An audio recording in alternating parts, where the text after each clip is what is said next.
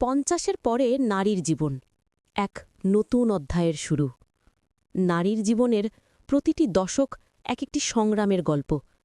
৩০-এ সংসার গড়ার ছুটোছুটি, ৪০-এ দায়িত্বের চাপ, আর ৫০ এ যেন ক্লান্ত শরীর, ক্লান্ত মন, আর আত্মা খুঁজে ফেরে একটু প্রশান্তি, একটু নিজের জন্য সময়। ৫০ পেরোনো মানেই জীবন শেষ, এমন ভাবনার দিন শেষ।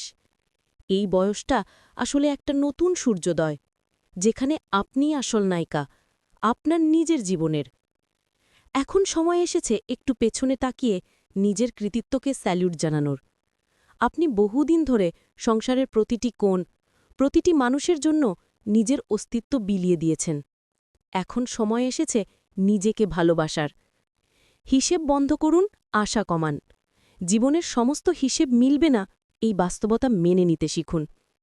কে কতটা দিল, কে কতটা বোঝেনি, আর কে আপনাকে অবহেলা করল, এই প্রশ্নগুলোর উত্তর খুঁজতে যাওয়া মানেই নিজেকে ঘরে বন্দি করে ফেলা। এখন দরকার মুক্তি, আত্মিক মুক্তি। আশা যত কমাবেন তত শান্ত থাকবেন। দোষারোপের চক্র থেকে বেরিয়ে আসুন। নিজের ভুলগুলো মেনে নিন। যদি সংশোধন সম্ভব না হয়, তাহলে ক্ষমা করে দিন নিজেকেই। আপনার অতীত ছিল সত্য, কিন্তু ভবিষ্যৎ এখনও আপনার হাতে। সংসার থেকে একটু সরে আসুন, দূরত্ব রাখুন। এখন আর দিনরাত ঘরের কাজে ডুবে থাকা নয়। জীবন অনেক কিছু দিয়ে দিয়েছে, কিছু না পাওয়াও শিখিয়েছে। কিন্তু এখন সময় এসেছে নিজের ঘরটাকে একটু হালকা করার। অপ্রয়োজনীয় জিনিসগুলো ধীরে ধীরে বিদায় দিন। সেই পুরনো কাপে ধরা স্মৃতি, সেই নষ্ট হয়ে যাওয়া আলমারির ভেতরের স্মৃতিভার, এগুলো ছেড়ে দিন। জিনিসের প্রতি মায়া কমান, কারণ আসল মূল্য আপনার শান্তির। কোমর ব্যথা, হাঁটুর যন্ত্রণা, ঘাড়ের টান, এসব বয়সের স্বাভাবিক উপহার। শুধু ওষুধে নয়, মানসিক ভারমুক্তিতেও আরাম আসে। ঘর যদি একটু অগোছালো থাকে, থাকুক না। সবকিছুই কি আর ঠিকঠাক থাকা দরকার? বরং এখন সময় আকাশের দিকে তাকিয়ে হারিয়ে যাবার। জানালা খুলে বৃষ্টি দেখুন, ছাদে উঠে চাঁদকে দেখে একটা গভীর নিঃশ্বাস নিন। নদীর ধারে হাঁটুন, গাছের নিচে বসে থাকুন, নিজের সঙ্গে সময় কাটান। একাকিত্ব ভয় নয়, অভ্যেস করুন। বয়স বাড়ার সঙ্গে সঙ্গে একাকিত্ব আসবেই। কেউ যাবে, কেউ পাশে থাকবে না, এটাই স্বাভাবিক। তাই ধীরে ধীরে একা থাকার অভ্যেস গড়ে তুলুন। সিনেমা দেখুন একা, বই পড়ুন একা, গান শুনুন, রাস্তায় একা হাঁটুন। এইভাবেই আপনি নিজেকে নতুন করে চিনবেন। নিজের শরীরের যত্ন নিন, মনকে সাজান। শরীরের ছোট ছোট লক্ষণগুলো উপেক্ষা করবেন না। স্বাস্থ্যকর খাবার খান, পর্যাপ্ত ঘুম নিন। প্রতিদিন অন্তত ১৫ থেকে ২০ মিনিট হালকা ব্যায়াম করুন। আর হ্যাঁ, একটু সাজুন, নতুন জামা পরুন, আয়নায় নিজেকে দেখে হাসুন। সম্পর্ক ভালোবাসুন, কিন্তু দূরত্ব রাখুন। সব সম্পর্ক হৃদয়ে ঢুকিয়ে রাখলে কষ্ট বাড়বে। ভালোবাসুন, সাহায্য করুন, কিন্তু অপ্রয়োজনীয় আবেগে ডুবে যাবেন না। যত বেশি জড়িয়ে যাবেন, ততই মন ভাঙবে। তাই ভালোবাসাকে একটা সীমানা দিন, নিজের শান্তিকে আগে রাখুন। জীবনের আসল শিক্ষা, অতিথির মতো বাঁচুন। এই পৃথিবী আমাদের চিরকালের বাড়ি নয়, আমরা অতিথি মাত্র।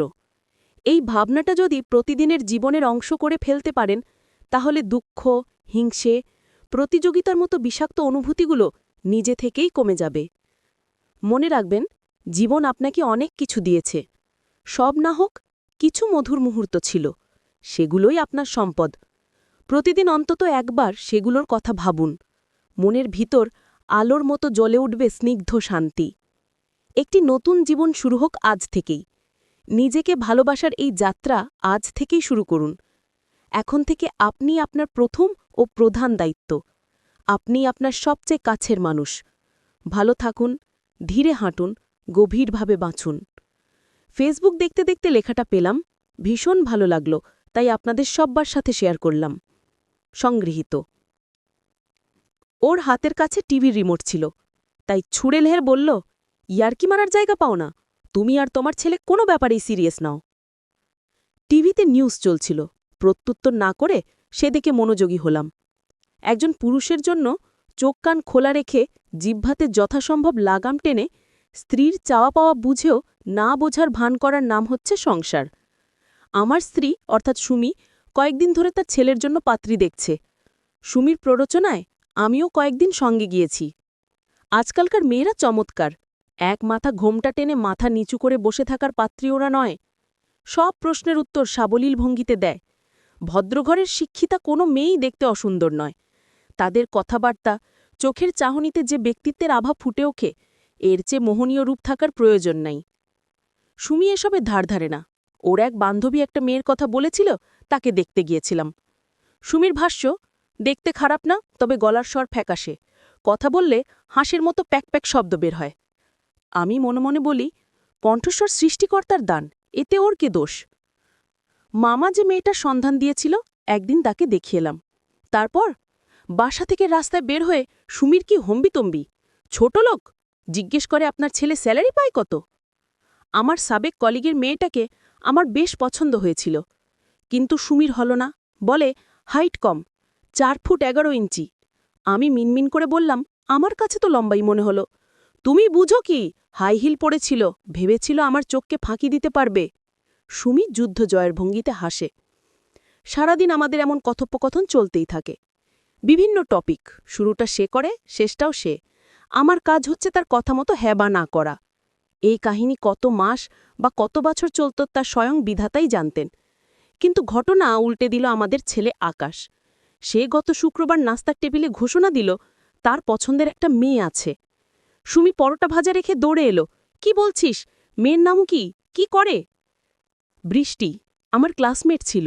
এইচএসের পর কন্ট্রাক্ট ছিল না। ফেসবুকে আবার পরিচয় হয়, কথাবার্তা বলে আমার ভালো লেগেছে। ও এখন একটা কলেজে পড়ায়। মেয়েটা তোর সাথে পড়তো মানে কি? এখনো বিয়ে হয়নি কেন? সুমি চোখ কপালে উঠল। আকাশ না শোনার ভান করে বলল, মা, আরেকটা পরোটা ভেজে দাও, তেল কম দিও প্লিজ। শুরু হলো সুমির কান্নাকাটি। কথা শোনানোর জন্য ছেলেকে পায় না। পেনশন নেওয়ার পর সকাল বিকাল 2 ঘন্টার হাঁটার বাইরে আমার আর কোনো কাজ নাই। অতএব ছেলের উপর যত ক্ষোভ আমার উপর পড়ে। ছেলের বয়স 25, সেই হিসেবে মেয়ের বয়সও 24-25 আমার কথা। ছেলে একটা বুড়িকে পছন্দ করে এসেছে। সেদিন আর সহ্য না করতে পেলে বললাম, কাউকে না দেখে এভাবে মন্তব্য করা ঠিক নয়। কি বললে? চাঁদ বোতনখানি দেখি একবার। আমার বিয়ের সময় বয়স ছিল 21। এ নিয়ে তোমার আত্মীয়স্বজনের কাছে কম শুনতে হয়নি আমাকে। সবাই ইনিয়ে বিনিয়ে বলতো, আই বুড়ি মেয়ে ঘরে এনেছে, আর এই মেয়ের বয়স 24, তুমি ভাবতে পারো? অবশ্যই পারি। তোমার ছেলের পড়াশোনা শেষ করে জব নিয়ে সেটেলড হতে যদি 25 বছর লাগে, মেয়েটারও তাই লাগার কথা। এতে অবাক হবার নেই কিছু। বুড়ি একটা, এর বাপ মা আমার ছেলের ঘাড়ে পার করে দিতে চায়। বাজে কথা বলো না। আমি ঠিক যতটা কষ্ট করে আকাশকে মানুষ করেছি, মেয়েটির বাবা মারও ঠিক একই কষ্ট হয়েছে। তাদের স্ট্রাগল বরং আরও বেশি। বারবার বিয়ের সম্বন্ধ এসেছে। তোমার মতো কিছু আত্মীয়স্বজন মেয়ের বিয়ের বয়স পার হয়ে যাচ্ছে বলে চেঁচিয়েছে।